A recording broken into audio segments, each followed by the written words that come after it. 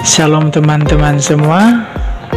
Pada kesempatan ini kelompok 4 dari mata kuliah dasar-dasar PAK akan menjelaskan beberapa atau macam-macam dari kecerdasan manusia. Namun sebelumnya kelompok kami dulu akan menjelaskan apa sih yang dimaksud dengan kecerdasan itu. Baik, kecerdasan adalah perihal cerdas ataupun kesempurnaan akal budi manusia. Itu adalah garis besar dari kecerdasan. Kata kecerdasan ini diambil dari akar kata cerdas. Dan menurut Kamus Besar Bahasa Indonesia, cerdas berarti sempurna perkembangan akal budi seseorang atau perkembangan akal budi manusia untuk berpikir, mengerti, tajam dalam berpikir, dan sempurna pertumbuhan tubuhnya. Itu pengertian cerdas menurut Kamus Besar Bahasa Indonesia. Sedangkan Howard Gardner mendefinisikan kecerdasan itu dalam 3 definisi. Yang pertama, kemampuan untuk memecahkan suatu masalah. Yang kedua, kemampuan untuk menciptakan masalah baru untuk dipecahkan. Yang ketiga, kemampuan untuk menciptakan sesuatu atau menawarkan suatu pelayanan yang berharga dalam suatu kebudayaan masyarakat. Nah, itu adalah pengertian secara garis besar dulu yang dimaksud dengan kecerdasan. Dan berikutnya kami akan menjelaskan beberapa macam-macam kecerdasan manusia. Selamat mengikuti. Terima kasih. Baik, yang pertama kami akan menjelaskan kecerdasan linguistik atau sering disebut juga dengan kecerdasan verbal linguistik. Nah, kecerdasan verbal linguistik ini adalah kecerdasan yang berkaitan dengan kemampuan berbahasa atau berkomunikasi, baik dengan berbicara maupun menulis. Nah, kecerdasan ini memungkinkan anak memiliki hobi membaca, menulis, berbicara, dan mendengarkan cerita. Nah, anak yang memiliki kecerdasan berbahasa juga bisa berbicara dan membaca lebih cepat dibanding anak lain seumurnya. Nah, kita bisa mengenali ciri-ciri anak-anak yang memiliki kecerdasan seperti ini. Misalnya, memiliki perbendaharaan kata lebih banyak dibanding anak lain seusianya, senang diajak ngobrol, mudah mengerti istilah-istilah baru, senang membaca, senang bercerita, suka berdiskusi, dan suka memberi tanggapan saat mendengar orang lain berbicara, dan sebagainya. Masih banyak lagi. Baik, nomor 2 adalah kecerdasan logis matematis. Nah, kecerdasan logis matematis ini adalah kemampuan dalam menggunakan angka dengan baik, melakukan penalaran dengan benar, mengolah alur pikiran yang panjang, dan mencerna pola-pola logis atau numeris dengan benar. Kecerdasan yang satu ini merupakan kecerdasan yang dimiliki para ilmuwan, akuntan, dan pemrograman komputer. Nah, orang dengan gaya belajar ataupun anak dengan gaya belajar seperti ini cenderung sistematis dan sangat memperhatikan prosedur. Mereka membenci orang-orang yang tidak mengikuti aturan ataupun prosedur yang sudah dibuat. Yang ketiga, kecerdasan kinestetik.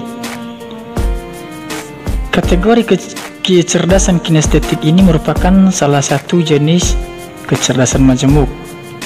Kecerdasan ini merupakan kemampuan seseorang untuk menggunakan seluruh tubuh atau fisiknya untuk mengekspresikan ide dan perasaan, serta keterampilan menggunakan tangan untuk mengubah atau menciptakan sesuatu. Nah, kecerdasan kinestetik ini juga dapat diartikan sebagai cara berpikir dengan menggunakan tubuhnya yang ditunjukkan dengan ketangkasan tubuh untuk memahami perintah otak. Nah, sedangkan menurut Howard Gardner, kecerdasan kinestetik adalah kemampuan melakukan gerakan-gerakan yang bagus seperti berlari, menari, membuat kerajinan tangan, dan lain-lain.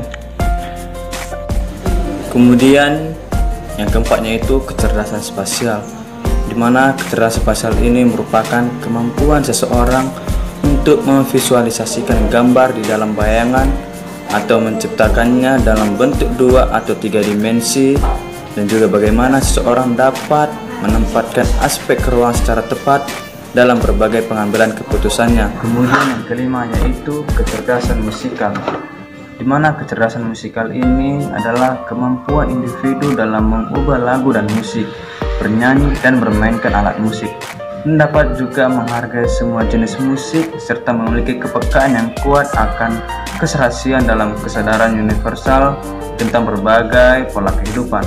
Kemudian di dalam kecerdasan musikal ini memiliki peran yang sangat penting dalam kehidupan seseorang. Selain dapat mengembangkan kreativitas, musikal ini juga dapat membantu perkembangan individu, kemudian mengembangkan sensitivitas, membangun rasa keindahan, mengungkapkan ekspresi, memberi tantangan, melatih disiplin, dan mengenalkan sejarah budaya bangsa.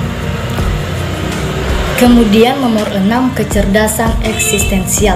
Kecerdasan eksistensial merupakan kemampuan untuk menikmati pemikiran-pemikiran dan ingin tahu mengenai kehidupan, kematian, serta realita yang ada.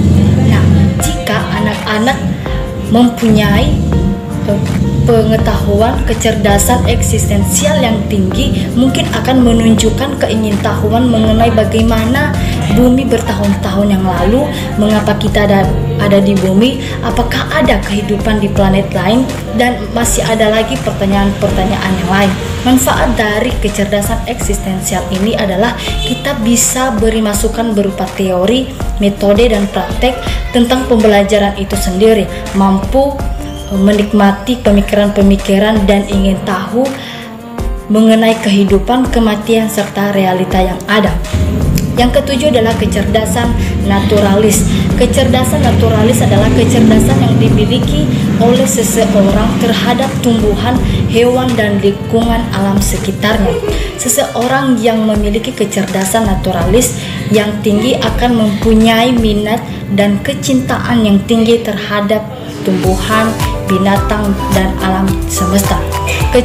Kecerdasan ini juga membantu manusia untuk mengenali pola dan perubahan pada lingkungan mereka sehingga mereka bisa beradaptasi dan bertahan hidup. Pekerjaan yang cocok untuk orang yang memiliki kecerdasan naturalis adalah sebagai konselor atau teolog, karena mereka memiliki kemampuan untuk mengenali dan dapat membedakan, mengungkapkan, dan membuat kategori terhadap apa yang dijumpai di alam maupun di lingkungan.